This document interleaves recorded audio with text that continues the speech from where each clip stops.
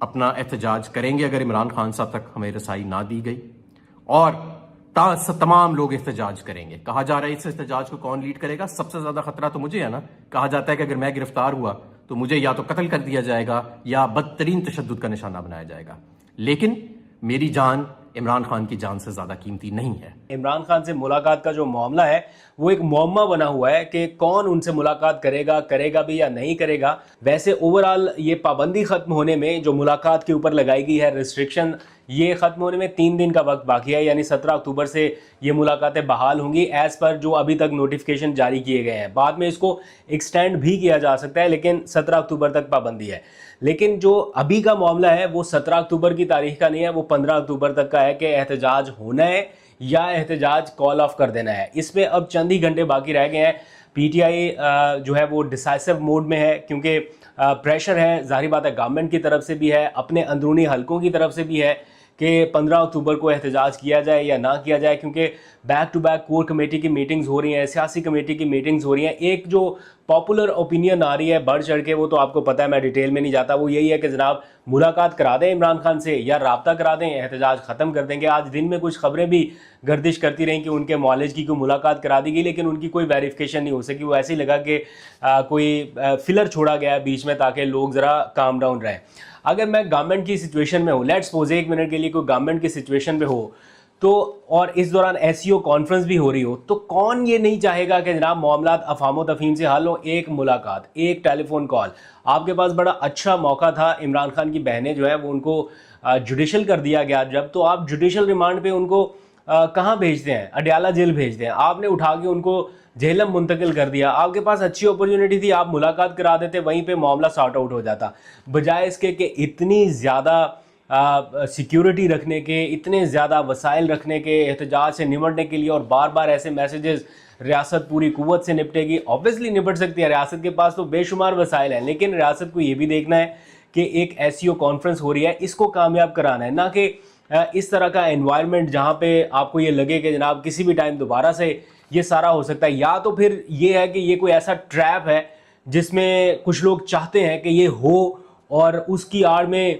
अपने फ़ायदे हासिल किए जाएं, या फिर ये है कि जो मुल्क का इमेज है वो ज़्यादा मुकद्दम होना चाहिए। अगर वो चीज़ है, डेफिनेटली मैं किसी की हुबुल वतनी पे तो शक नहीं कर रहा, लेकिन एक मुलाकात करा देने में क्या जाता है, या एक टेलीफोन कॉल करा देने में, या उनके मॉलेज को मिला देने में क्या जाता है? आपने जनाब वो अडयाला जेल कहाँ पे है? बहुत सारे लोग पिंडी के, इस्लामाबाद के वाकिफ़ हैं।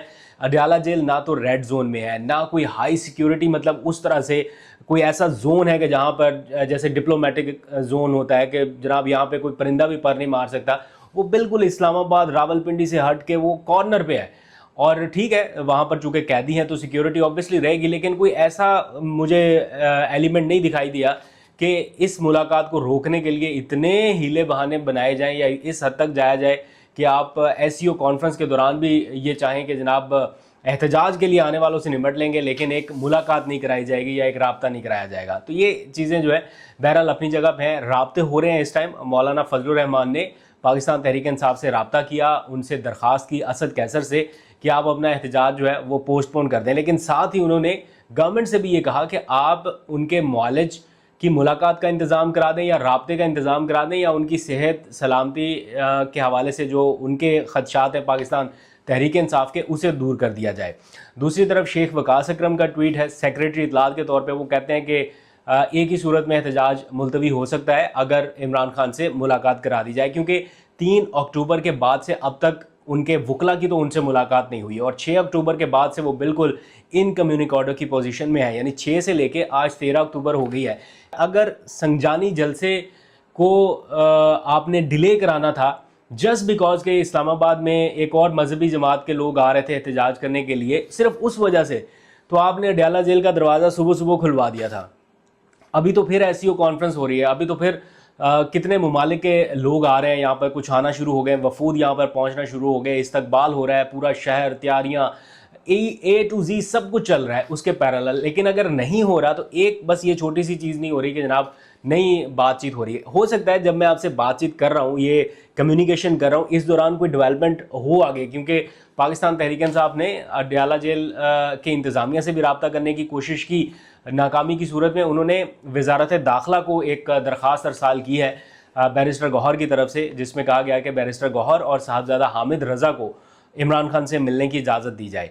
अब वैसे देखा जाए तो पाबंदी जो है वो वफाकी हुकूमत ने तो नहीं, सूबाई हुकूमत की जानिब से लगाई गई है। अडयाला जेल जो है वो पंजाब हुकूमत के मातहत आता है, तो फेडरल इंटीरियर मिनिस्टर की बजाय मेरा ख्याल है प्रोविंशियल इंटीरियर मिनिस्टर को लिखते या सूबाई गवर्नमेंट को लिखा जाता, वो ज़्यादा अप्रोप्रिएट होता। बहरहाल मोहसिन नकवी चूँकि इस सारे मामले में ला ताल्लुक़ नहीं रह सकते, ला इल्म नहीं रह सकते, इसलिए ये कोशिश गालबन की गई होगी कि उनके नॉलेज में लाया जाए। और फिर जिस तरह अभी राब्ते मोहसिन नकवी, अली अमीन गंडापुर, ये सारा जिरगे के मामले के ऊपर भी, अब खैबर वाला जो मामला था उसके ऊपर मोहसिन नकवी यहाँ से उठ के चले गए, वहाँ पे पहुँच गए, तो क्या ऐसी मुलाकात में एक राब्ता इस्तवार नहीं हो सकता? तो ये तो फिर एक वो जैसे कोई ज़िद है या कोई अना है उस किस्म की बात है।